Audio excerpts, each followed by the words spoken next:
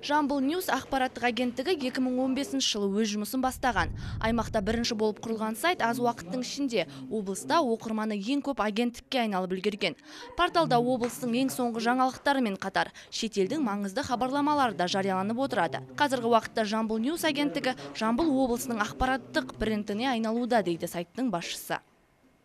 Жамбыл Ньюс ақпараттық агенттігінің құрылғанына осы жылы 2 жылдай уақыт болып қалды. Нақтырақ айтсақ, бір жарым жыл болды ғой енді.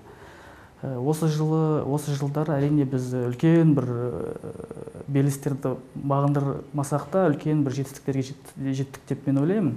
Өйткені ақпарат агенттіктердің жалпы басты мақсаты ол жедел түрде ақпарат жеткізу.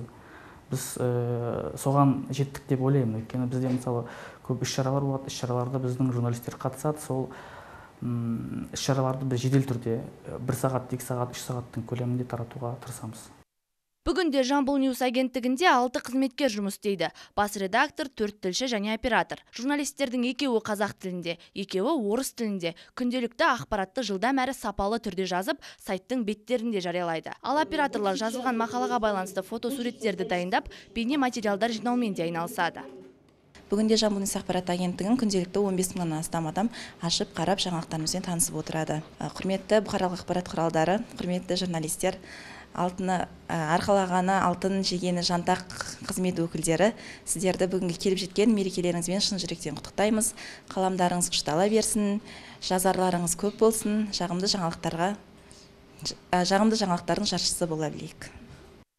Бүгінгідей әлеуметтік желі басты орындардың бірін алған уақытта агенттік заман ағымына сай қалыспай, әртүрлі әлеуметтік желілерден 1 миллионнан аса оқырман жинаған.